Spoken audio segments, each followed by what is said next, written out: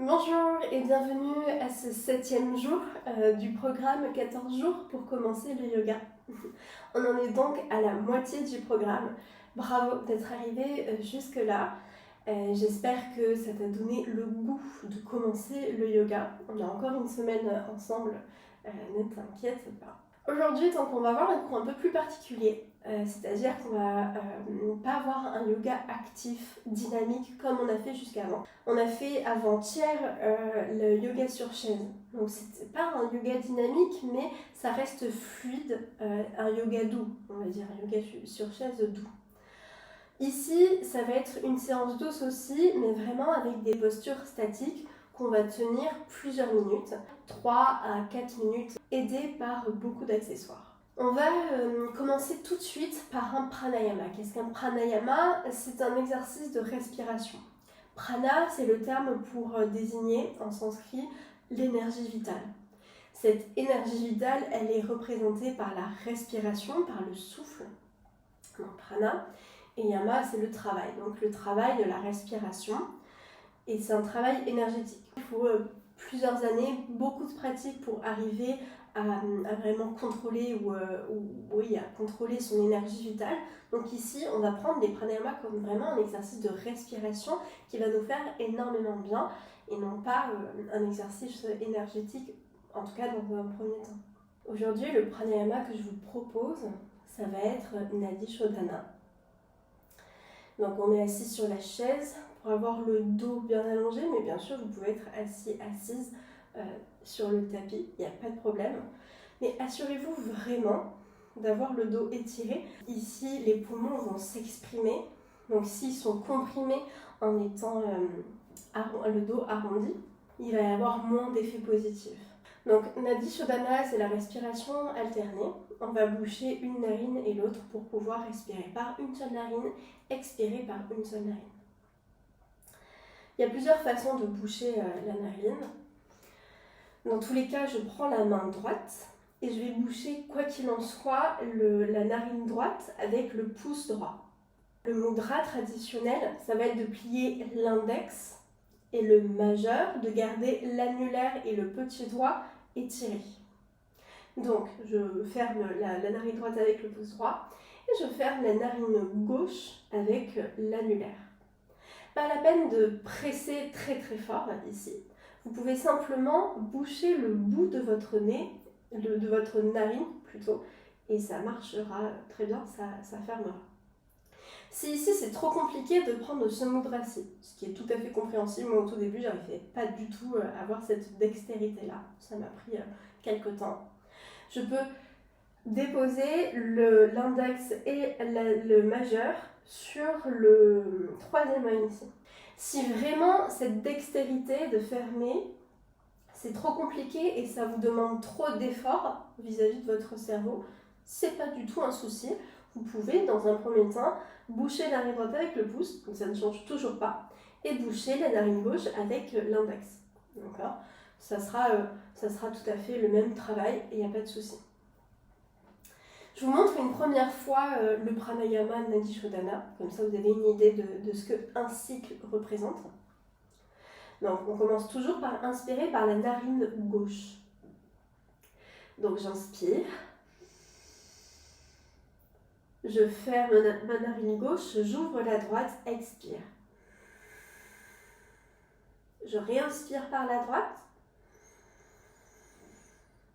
je bouche ma narine droite, j'ouvre ma narine gauche, j'expire vers la gauche. Là, j'ai fait un seul cycle. On va faire ensemble 6 cycles. Je vais vous guider les 3 premiers cycles et les 3 derniers cycles, je le ferai en autonomie moi et je vous laisserai en autonomie. Pourquoi ? Parce que les 3 premiers cycles que je vais vous guider va être à mon rythme à moi et pas votre rythme à vous. Les 3 derniers cycles, c'est bien que vous trouviez votre rythme. Une fois que vous aurez fini, vous pourrez simplement déposer les mains sur les jambes et observer votre respiration et on partira dans une petite méditation après Nadi Shodhana. Donc prenez le mudra que vous voulez, prenez Une grande inspiration par les deux narines. Une grande expiration par les deux narines. On est parti, je bouche la narine droite, inspire gauche. Bouche gauche, expire droite. Inspire droite. Bouche droite, expire gauche. Deuxième cycle, inspire gauche. Bouche, expire droite. Inspire droite. Bouche, expire gauche. Troisième cycle. Bouche, expire droite. Inspire droite. Bouche, expire gauche. On est parti en autonomie dans Nadi Shodhana.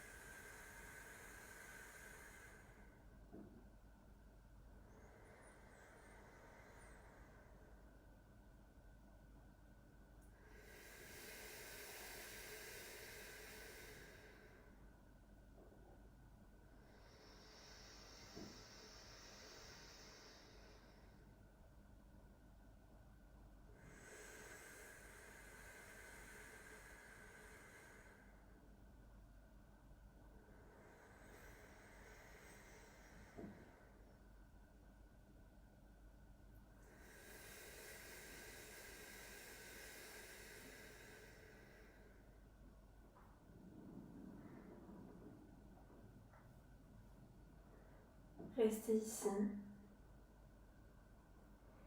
et essayez de repérer la narine avec laquelle vous prenez le plus d'air. C'est votre narine la plus forte et ça échange tout au long de la journée entre la droite et la gauche. Et je vais vous demander de garder votre attention sur cette narine dominante. Comme si l'air ne passait que par cette narine. Ce n'est pas la réalité, puisqu'elle passe par les deux narines, et c'est l'intention qu'on y donne.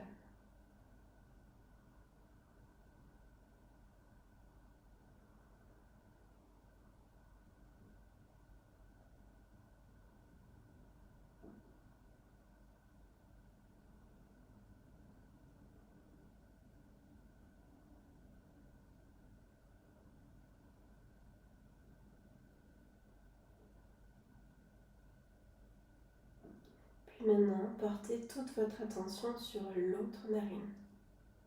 La narine plus faible, comme si l'air ne rentrait que par cette narine.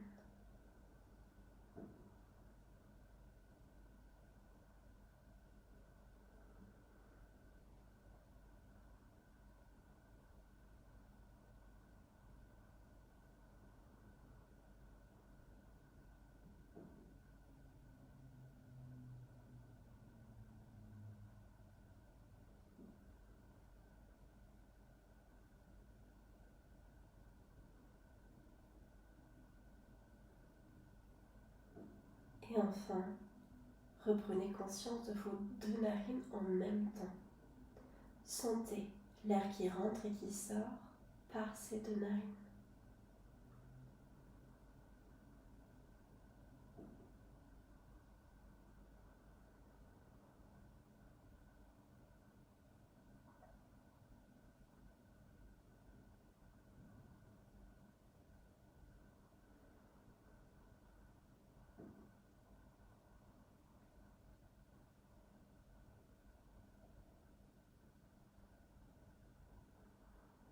Et doucement, vous pourrez cligner des yeux. Et on va passer à la partie yin. Donc la partie yin, ce sont des postures de yoga qu'on tient pendant plusieurs minutes. Ici, on va les tenir 3 à 4 minutes. On va avoir besoin de plusieurs accessoires que vous avez vu en début de vidéo. Si vous ne sentez pas une posture, vous pouvez tout à fait sortir de cette posture ou changer de variation. Il y aura plusieurs variations à votre choix. Alors, je vous propose d'ores et déjà de vous couvrir ici. Dans les postures statiques, on peut avoir frais. Donc, mettez un bon pull, des chaussettes. Prenez une couverture. Alors ici, je vais utiliser vraiment pour Balasana pour autre chose que de la mettre sur moi. Et si vous en avez plusieurs, n'hésitez pas à en prendre. Le but, c'est que vous soyez confortable et bien dans la posture, hein, je le rappelle. La toute première posture, ça va être Balasana, mais en torsion. Donc on va avoir besoin de la brique. Alors plutôt une brique molle. Si vous avez que des briques ici en liège comme ça, si vous avez des Tupperware ou quoi, je vous invite à prendre un petit coussin pour le mettre au-dessus pour que ce soit plus agréable pour vous. Alors, Balasana, je rappelle, c'est cette posture-ci. J'ai les fessiers vers les talons, j'ai les bras soit vers l'avant, soit vers l'arrière. Là, ici. Mes genoux peuvent être écartés plus ou moins, à vous de voir. Mais ici, on va aller en torsion. Donc, on va toujours utiliser la brique pour mettre sous la tête. Et on va passer le bras droit en dessous du corps. Donc, je peux déposer la joue droite sur la brique. C'est tout à fait possible aussi de déposer simplement la tête dans le sol. Le bras gauche, lui, va s'étirer vers l'avant. Donc, j'ai pas les fesses loin vers le ciel comme dans le cœur fondant en torsion. C'est vraiment ici, mes fessiers vers les talons, même s'ils ne touchent pas. Moi, mes fessiers ne touchent pas les talons. C'est pas grave, c'est l'intention qui compte, on va dire. J'aime bien faire cette posture, moi, avec une couverture à l'arrière des genoux, ici. Comme ça, justement, ça me permet d'avoir moins de compression à l'arrière des genoux. Hop là. Donc, je suis ici. J'ai mon bras droit de déposer. Et j'ai ici mon bras gauche d'étirer. Bien sûr, le bras gauche peut venir se déposer dans le sol à un moment donné. C'est tout à fait faisable. Et on reste ici pour quelques minutes.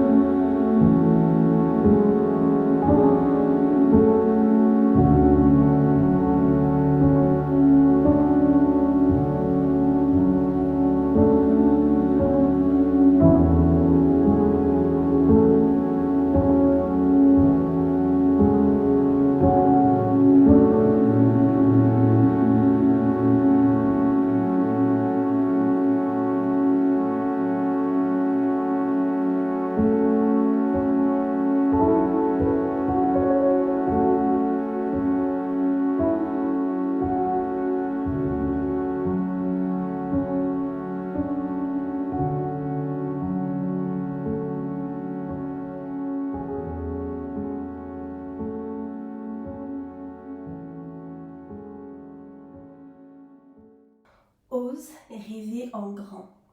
Demande-toi, et si tout était possible, quels seraient mes souhaits ou mes rêves actuels?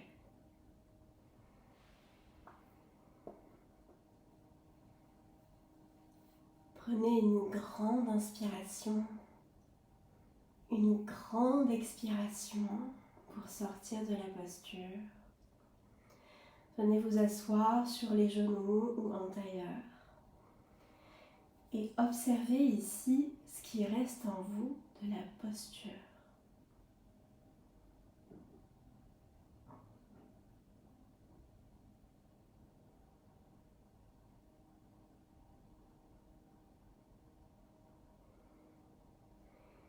Et tranquillement, on pourra passer de l'autre côté.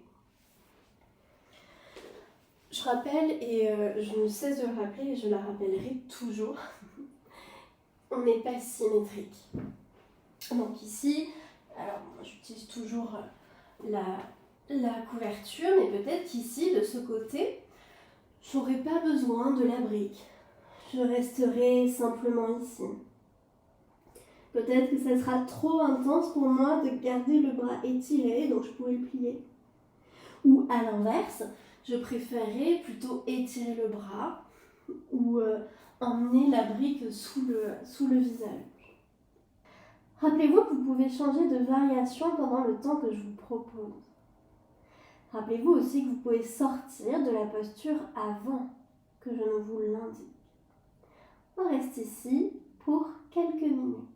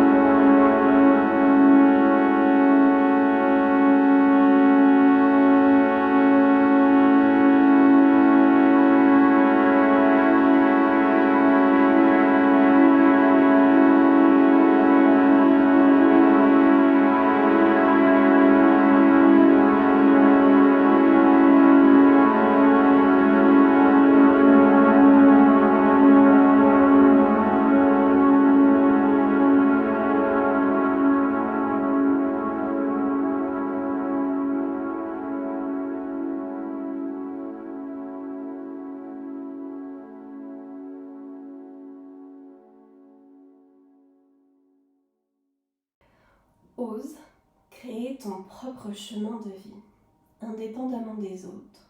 Sois le premier ou la première à créer ce chemin. Prenez une grande inspiration, une grande expiration pour sortir de la posture et venir s'asseoir sur les genoux, peut-être comme moi en tailleur. Et ici, on prend le temps de se rebound. C'est un temps d'observation de la posture, de nos pensées, de ce qui reste en nous, de la posture, de nos sensations.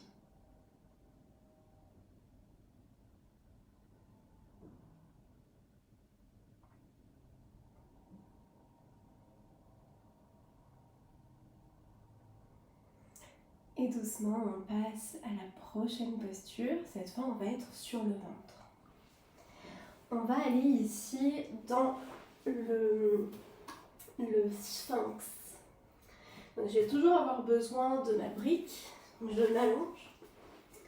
Le sphinx, c'est cette posture-ci. Je suis sur les coudes, je regarde vers l'avant.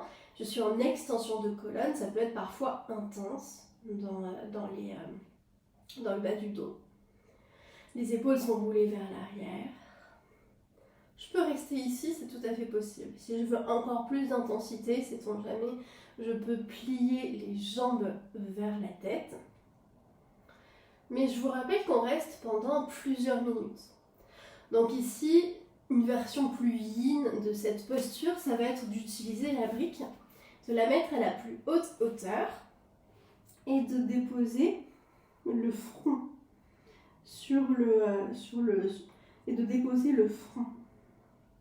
Bien sûr, je peux toujours utiliser quelque chose de plus confortable ici, c'est tout à fait possible. Même si ma tête est sur l'accessoire, mes épaules restent vers l'arrière. Mes jambes sont complètement relâchées et je reste ici pour quelques minutes.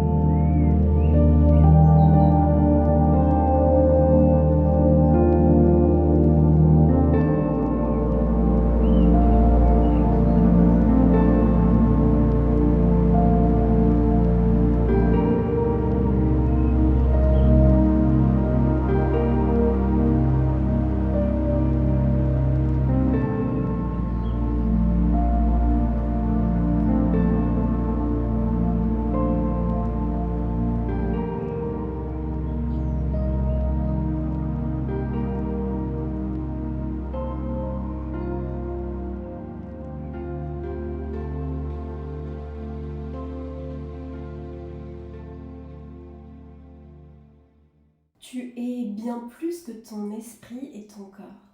Reconnecte-toi à ton âme et laisse-la te guider. et confiance en elle. Prenez une grande inspiration, une grande expiration pour sortir de la posture. Déposez la brique hors du tapis. Et on vient ici soit déposer une joue ou l'autre, peut-être le front sur les mains. J'écarte un peu plus les jambes pour bercer le bassin de côté à côté. Je détends le bas du dos ici. Et je prends surtout le temps d'observer ce qui se passe en moi.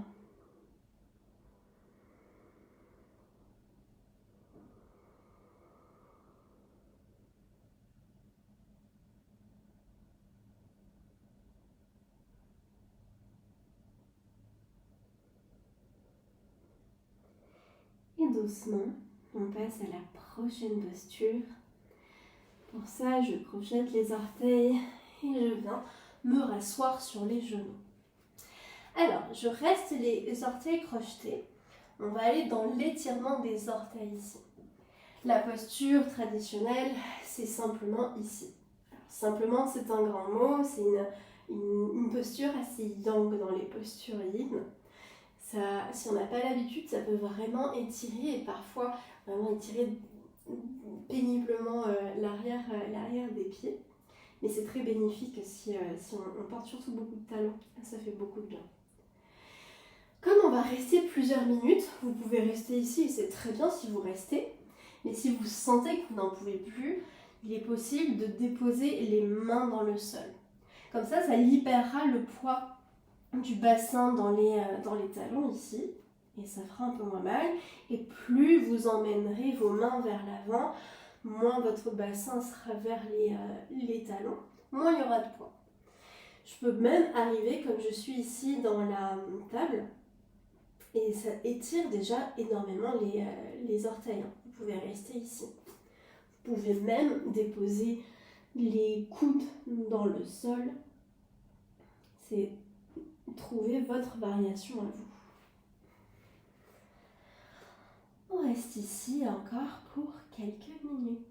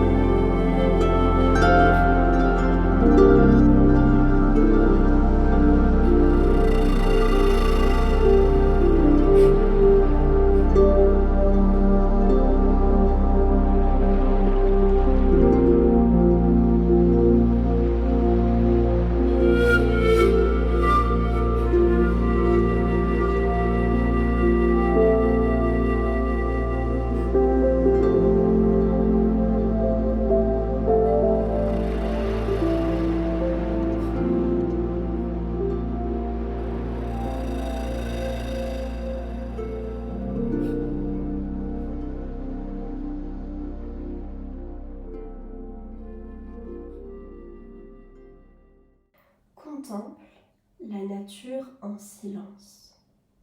Elle t'aidera à te reconnecter à cette énergie divine qui nous relie tous. Prenez une grande inspiration, une grande expiration pour venir vous asseoir sur les genoux ou en tailleur. Et encore une fois, observez. Qu'est-ce qui reste de la posture en vous, dans les pieds ou ailleurs? Toujours sans aucun jugement.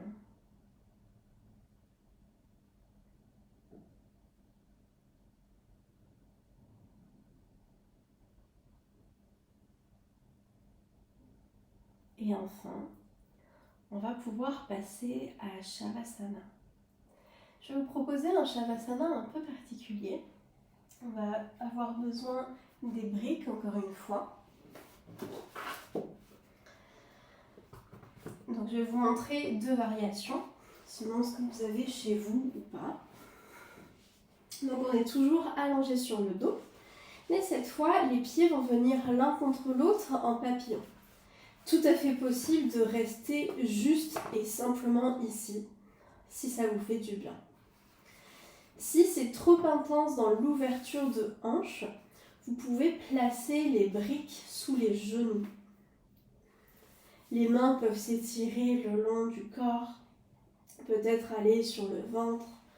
À vous de trouver où est-ce qu'elles sont le plus confortables pour vous. Enfin, on peut mettre une brique derrière l'autre juste ici. Et c'est surtout si vous avez un bolster de le placer ici. Et on s'allonge ici pour avoir une petite ouverture de cœur ici, tout en gardant l'ouverture des hanches. Si vous avez plusieurs briques, vous pouvez les placer en dessous, mais ici l'ouverture est moindre, comme le dos est surélevé. Et on reste ici pour quelques minutes.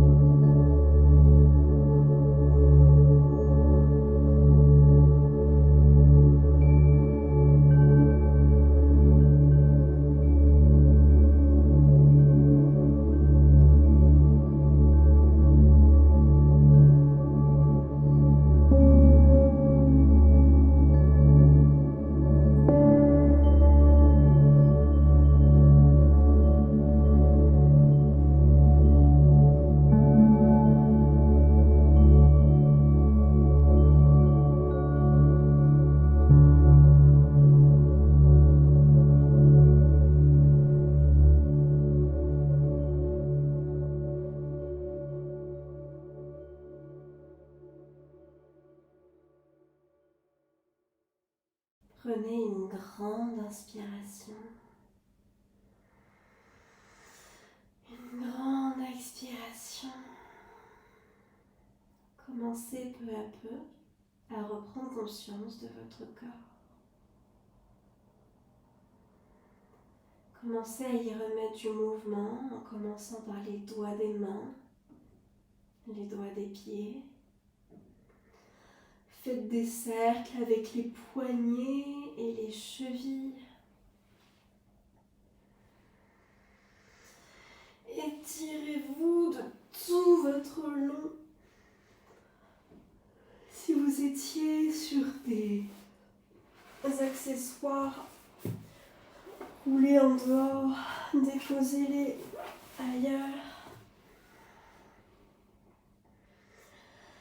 Roulez la tête d'un côté et de l'autre, d'avant en arrière. Rajoutez tous les mouvements qui vous font du bien ici.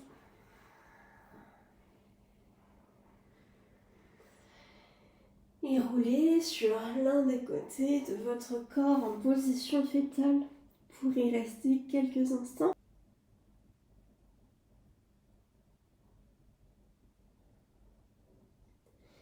Et quand vous l'aurez décidé, vous pourrez venir vous rasseoir sur votre tapis, sur un coussin, une brique. Vous pouvez vous asseoir sur votre chaise.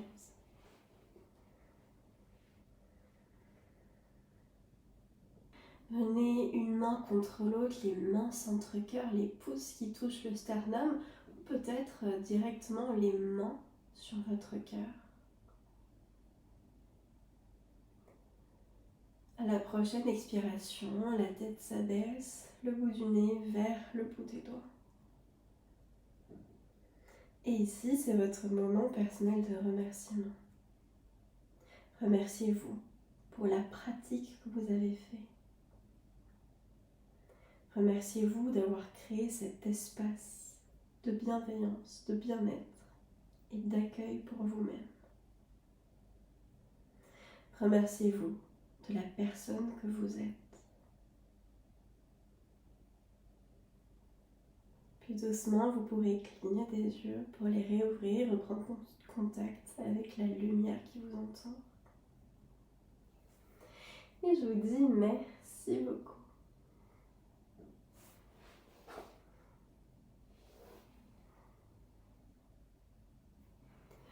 On se retrouve demain pour une nouvelle vidéo.